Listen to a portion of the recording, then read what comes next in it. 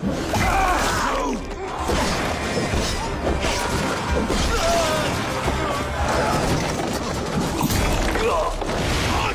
everyone, welcome to the Ubisoft Forward post show. My name is Yusuf Magid, and this is Assassin's Creed Valhalla.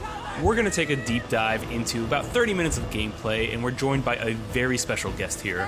Hey everyone, this is Philippe Bergeron, otherwise known as Fizz. I am the quest director on Assassin's Creed Valhalla. So Fizz, we're setting up here for what looks like an epic encounter. Tell us exactly what's going on here. Yeah, so here we're midway through the quest that we're showing for UB Forward. Here we're looking at the assault of Burg Castle. So these are big moments that usually sort of culminate at the end of the story. And so here Eivor, our Viking raider, is taking a group of raiders and Fyrds into Burg Castle to go and take down Rued and his clan. So who exactly is Rued, and why does Eivor sort of want to pick a fight with him? Basically, Rued comes into play about halfway through this story arc, where at the beginning of the arc, this is something that happens before, Rued basically caused a lot of turmoil within the territory, and Oswald, who's the sort of elderman to inherit this territory, needs your help to take him down.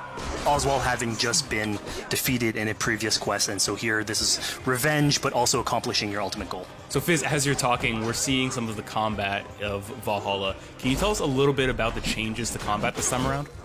We wanted to basically add a lot of new mechanics to it. So we added like some dual wielding for the player, like a stun system in there. And we really needed to do this to sort of portray that sort of the brutality that comes with being a Viking in this day and age. So it sort of fits into that, the time and the character.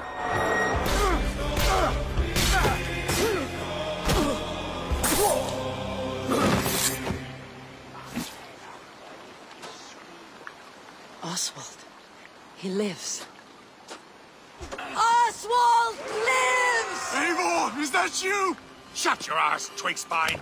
Here, Eivor has taken her entire army through the assault, and finally it's revealed that our Elderman, our ally, Oswald, is still alive, and Rued has him captive. So this is what it comes to, Wolfkist? Two Danes fighting over a filthy Saxon whoreson? If this swine is your prize, come and get him! So now that we've seen that Oswald is alive, we have Rued within our sights. What's the next step here?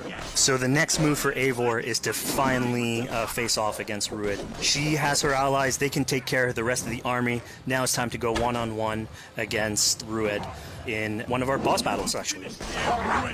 Your battle is not yet won, Oswald.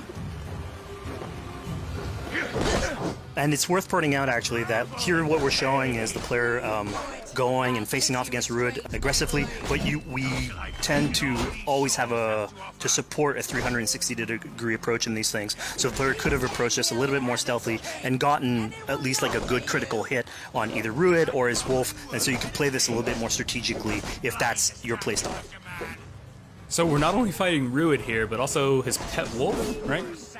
One of my preferred strategies is to eliminate the wolf first, just focus fire on him. It takes at least one opponent out of the combat. Now Rued will have extra abilities that come into play if you do eliminate his wolf, but I think having one opponent less in the battlefield makes for a good strategy in the whole.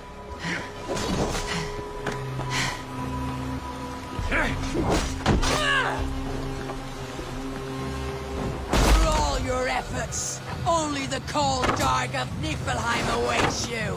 Valhalla is my destiny. That fate will not be met today. Riders, they should be ruined, wolf-kissed. Made thralls, not treated as equals. We are better than this. Than all of them. Do not drag me down to the sewage you wallow in. We just a Dane fight tooth and nail for a Saxon. You'd throw in with these wastrels? These Argir swine? Eivor, no! He should be tried before God, a lawful assembly. Alright, so we've defeated Rued, we've freed Oswald. What comes next? Oswald, in this case, prefers for Rued to be kept alive, and so you basically have to choose, are you going to go against his wishes or stay true to your nature? So we have this choice to make, but before we get into that, I want to rewind a little bit because we just did this big, grand assault, but Eivor couldn't have done it alone. She clearly had to recruit some folks along the way, get some troops, get some allies. So let's actually rewind and see how we went about first gathering those troops. Right. So when coming up to an assault, it's a game of numbers. Eivor can go into pretty much any location and be a stealthy Viking, eliminating some of the assets, which ultimately would be a strategy. You can do that, and you'll have some of the ingredients or of the assets there that will have been sabotaged, but you still need an army. So here what we're seeing is Eivor going around the countryside and raising what we call a fyrd, which is the men and the women of the territory who come up and fight in the name of a king. So here Eivor is going around and trying to convince people to fight in the name of Oswald to finally take down the oppressor that is Rued. Defending East Anglia, defending you. Will you not do the same? What? Die in defense of a lost cause? Yeah, so she's really using like the image and like the leadership that Oswald had, what he meant to the people in his name. She's going to recruit these people. Pretty words, Dane. But the men of Theovard have their own battles to fight. So we're told by this Reeve that there are troops, there are allies that he could add to our cause, but first we sort of need to do him a favor, is that right? Yeah, so obviously these people have been run down by Rued and the impact he's had on the territory, so I think a lot of these people have sort of lost hope. And so you need to show them that there is hope. And so here Eivor is basically helping them take back one of their prized locations by taking a couple men and raiding a nearby township, basically taking it back for the people and showing that there's a reason to continue fighting and then get them on your side.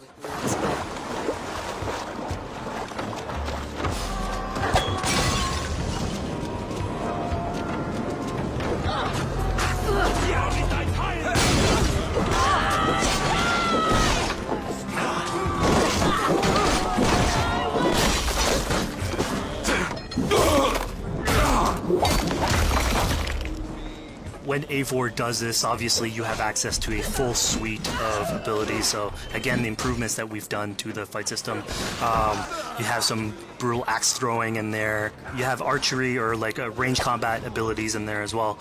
So really, again, like depending on what your playstyle is, you can customize your loadout and go in there how you wish.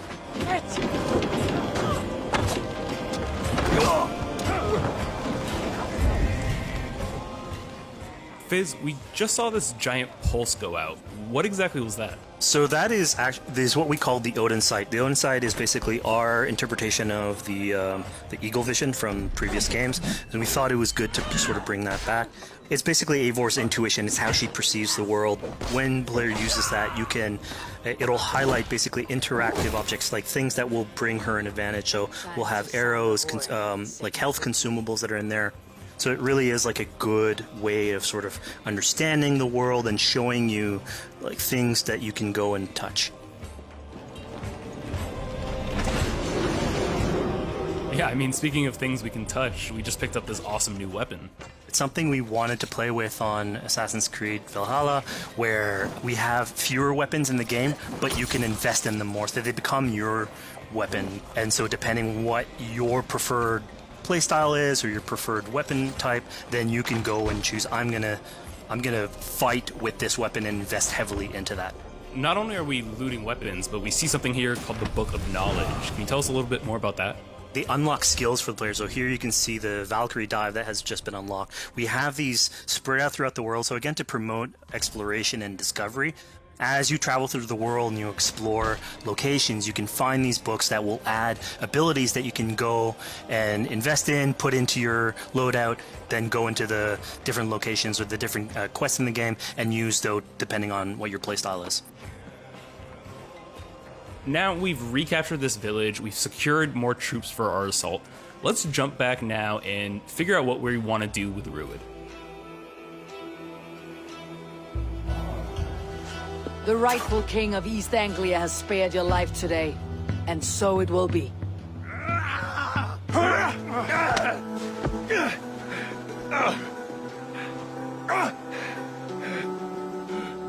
Compassion is a virtue suited for anyone, Eivor, including you. Thank thank you. Eivor decided to let him live. Ruud is really angry about that. Being a Norse Viking, being put to the death in battle is your road to Valhalla, so he was basically denied access to Valhalla in this situation. Obviously, all of these decisions come into play later on in the game, so we have very difficult decisions for the player to make. We didn't want to have easy decisions. Yeah, you know, when I was playing, I decided to listen to Oswald and spare Ruud's life, but what exactly is the relationship like between Eivor and Oswald? So the relationship between Eivor and Oswald is an alliance. It's basically Eivor is surrounded by territories that initially getting into England are hostile towards her, and obviously if you want to set up a new settlement, you want to make sure that your neighbor is friendly. So here in East Anglia, Oswald is the man for the job, where putting him into a position of power would help her sort of secure her territory. So earlier on to the territory, Eivor comes in here, meets Oswald. The problems he had with Ruud are sort of put to light, and going through the arc, you basically help him deal with Ruud and aligning basically Danes with Saxons in one territory. So, Fizz, we've completed the assault, we've gotten our hands dirty with some combat, taken down Ruud. We have this big open region of East Anglia, so before we head off to Oswald's wedding, what do you say we head out, have some fun, and see what we can get into in the open world? That sounds great. So we see a cat here with a speech bubble above it, and you best believe if you let me talk to a cat, I'm gonna talk to a cat. Yeah, these are some of our some of my favorite moments actually in the game, where we put out a whole bunch of events throughout the territory. And it sort of rewards, again, exploration, going around. It's a chance for us also to sort of showcase a different side of Eivor. A lot of the quests sort of deal more with like politics and warfare, and this shows a slightly more human nature to her. So it permits us to explore that character a little bit more. And so here, basically, like you're trying to help a kid with his cat, and ultimately get that cat to sort of join your crew as a cat raider. You just said cat raider way too casually. You're telling me I could have a cat Viking raider on my longship? That's exactly what I'm telling you. Oh my god, yes, I love it. Perfect. So yeah, as you're riding around the rivers of England, you would see a cat basically walking around your longship, keeping your Viking raiders company. You know, speaking of the Viking longship, we're seeing some of that gameplay here now. Can you talk a little bit about how that works and functions in Valhalla?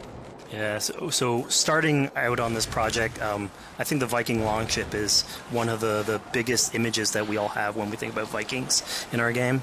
And so Vikings had this awesome design for longship that had a very shallow hull, so it permitted them to go very far inland very quickly, and you could basically disembark Viking raiders like on pretty much any shore.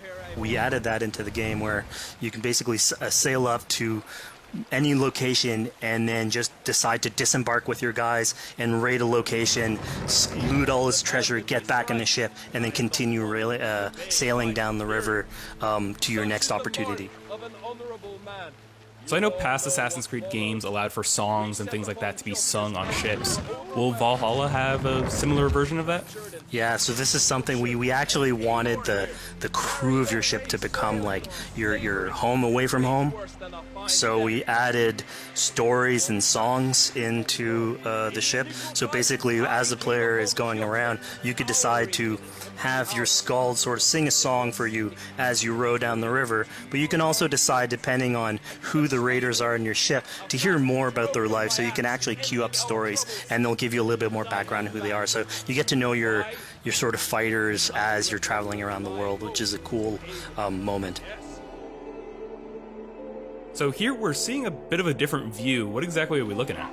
We had this on previous Assassins, where you would like ride on your horse, and you could pull out, have the horse sort of follow the track. We have a similar thing for the ship, where you can put up your sails. It's cruise control for the ship, so you can pull back, take in the scenery, listen to some songs or some stories, and just take it all in.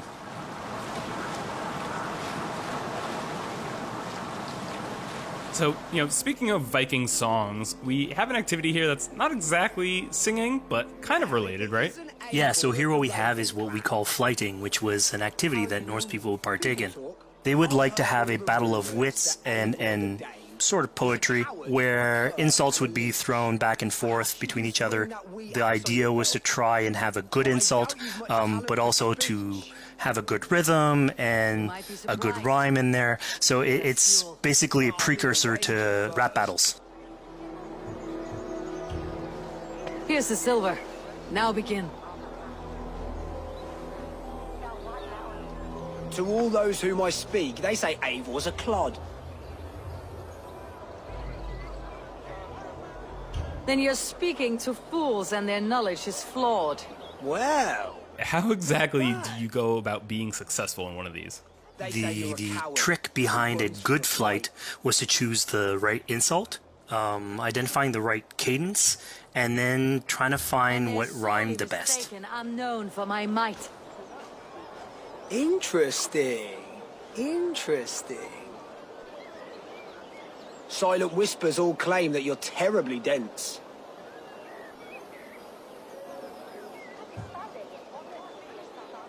Then you've clearly misheard them. My wit is immense.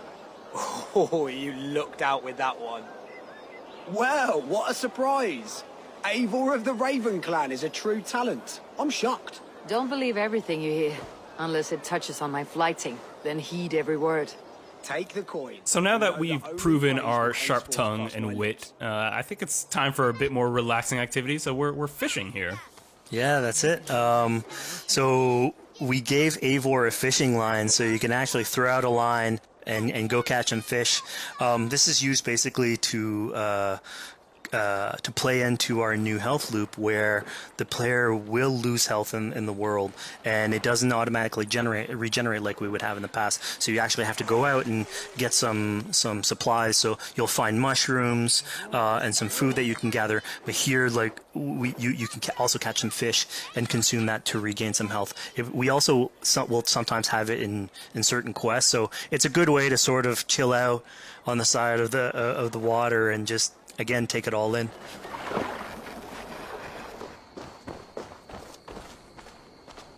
So this is what we call one of our offering altars. So the idea is that you find these around the world and you make offerings to it. So it'll take like animal parts and stuff that you can find throughout the world. Here what you're seeing though is sort of like a fancy version of it, where as you do your offering you get interrupted by some kids that basically come and steal your stuff.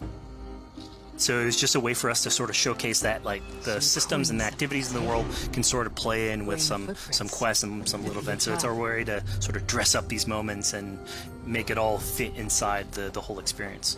Yeah, this seemed like a really sort of unexpected turn for what I thought was going to be kind of a simple interaction.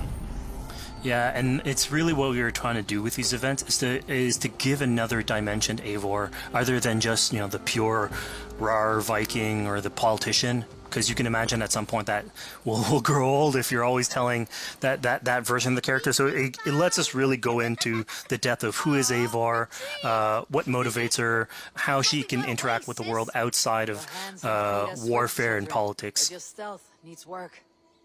We were close. And it also showcases like a different facet of the world at the same time. It's not only Eivor. So it just widens the breadth of the stories that we can tell. So who exactly are these two children? These are kids of East Anglia. They are going through tough times with whatever Rudid's been doing to the territory. And so they're just here trying to survive and basically exploit the people that are there to make offerings. It was kind of nice to see that Eivor wasn't really necessarily upset at them for stealing, and after you talk to them, you have the choice of helping them. You can give them food, give them some money, or maybe just say, hey, good luck, on your way. Yeah, and then this is something we also wanted to do a lot. Like, so here we're doing an event, we do it in quests as well, but we want to give a lot of this agency into players' hands so that they can sort of shape Eivor a little bit. Who she is, so it represents them a little bit more, and they can roleplay that a little bit better. And again, it just gives her like a little bit more humanity in these moments. What large walkers should do. Provide for small walkers.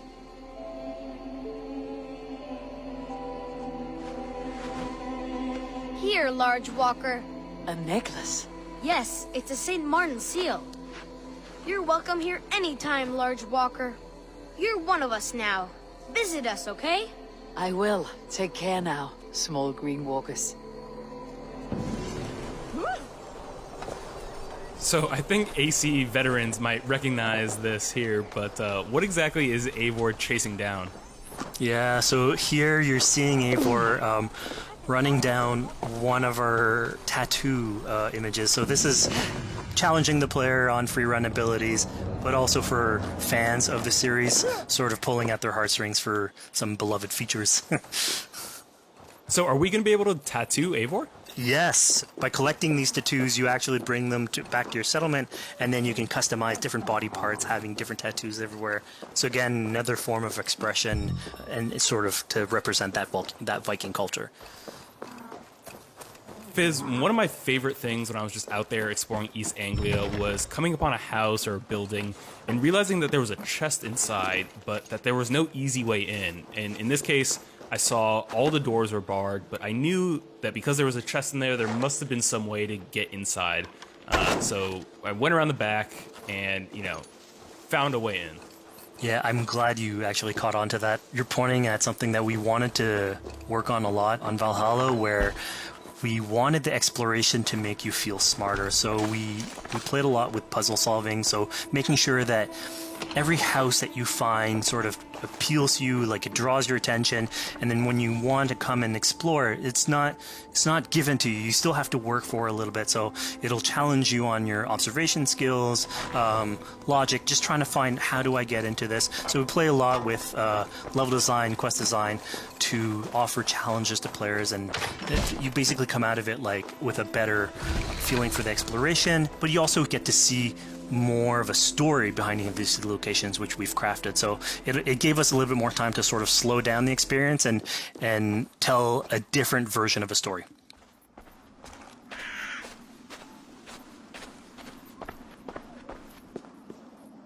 A poor victim of someone's fury. Yeah, I mean, speaking about exploration and just finding things out in the world, I was just wandering and came across this clearing and found this kind of morbid altar.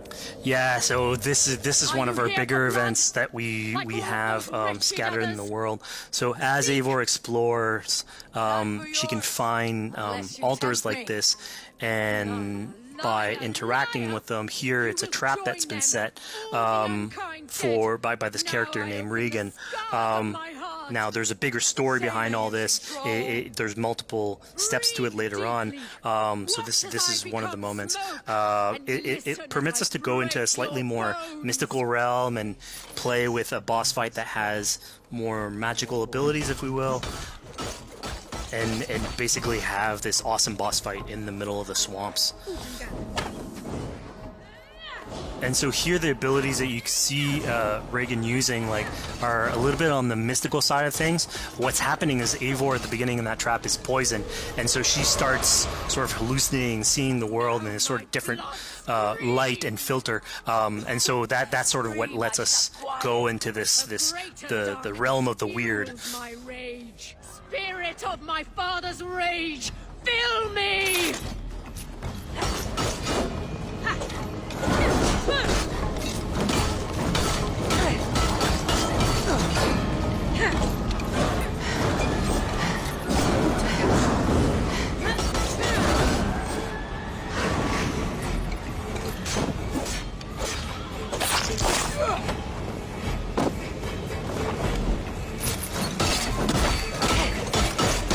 Enough was cracking and crashing. Arrest your demons. So we just saw here that Regan belongs to something called the Daughters of Lyrion. Yeah, that's correct. By finding the other daughters, you'll get a little bit more backstory on who they are, so we don't want to spoil that too much. But it creates like a sort of greater story that is not on the main path in any way, but it is still very rich and adds to the lore of this world and actually plays into history. So we just had a really exciting, really intense boss battle. I think it's time for something a little bit more relaxing and calming now. Yeah, it's all about pacing yourself with the highs and the lows. So here we have a low chill moment of what we call building a cairn. So Eivor, as she explores the world, will find these sort of meditative areas where you have a pile of rocks that you could just stack on top of one another using physics. And I mean, yeah, the ultimate goal is to try and get the highest pile of rocks, but really it's about taking in the sights, relaxing, taking a step back, and just building something. Together we stack stones into cairns. These? Yes. Think of this as a test of mind and wit. Stack the cairn stones high and wide into any shape you like. I mean, you can spend as much time as you want building these things, making them as high as you want, as weird as you want. I'm sure, like, a lot of these stuff will end up on the internet, like people comparing structures. And the cool thing is that once you've built it and you decide to get out of it, it sort of stays there. And so that's yours, right? And until the moment where you come back and you want to build a new one. It's sort of cool that we were able to give that to players to express themselves. At this point in the demo, we've explored East Anglia, we've met some children, we've broken into a house, we've fought a boss, we've built a cairn. I think now it's finally time to go and head off to Oswald's wedding. Yeah, so this is the moment it's all been building up to. By the moment you get into the territory, sort of like mentioned by Oswald, that he's trying to get married with his Dane lady. And so as you go through the arc, that's sort of like the underlying thread. Really, it's about Rued creating turmoil in the territory and helping Oswald sort of get above that and show that he's a good leader. And so you finally, after going through all of that arc, finally get these two together, go through their wedding, and you're invited to attend the ceremony. And then all the activities and fun times that comes afterwards. Yeah, as much as we've seen the brutal side of England, it's nice to see, the joyous side of it as well. Yeah, and it's something we really wanted to play on in Valhalla, where being a Viking is not only about being a raider or a warrior. I mean, there's revelry, there's feasting, there's partying that goes, and like if someone knows how to party, it's a Viking.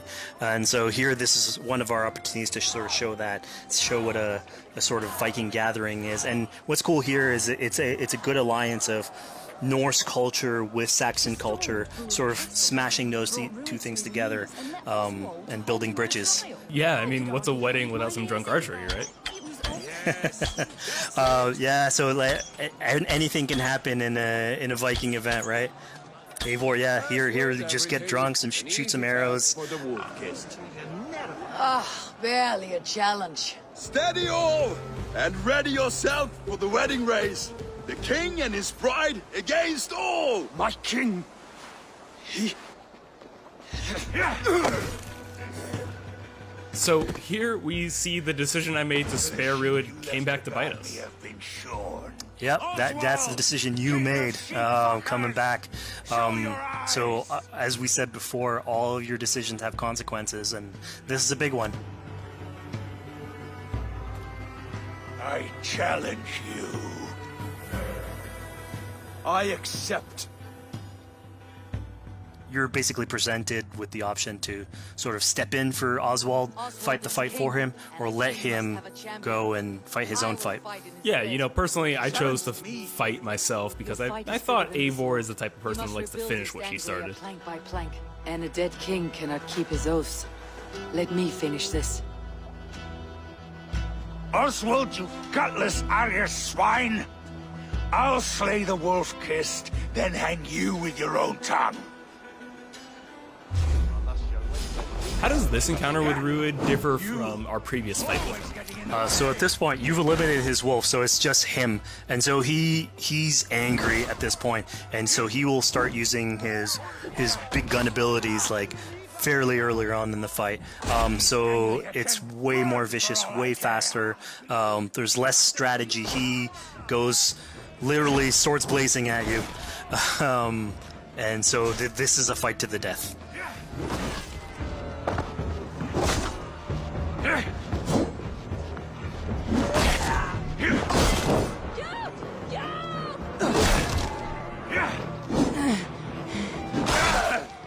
And of course here, like, this is a decision you made to go and fight him, but there's multiple outcomes to this scenario. You could have let Oswald fight his own fight and prove basically his station as the rightful leader.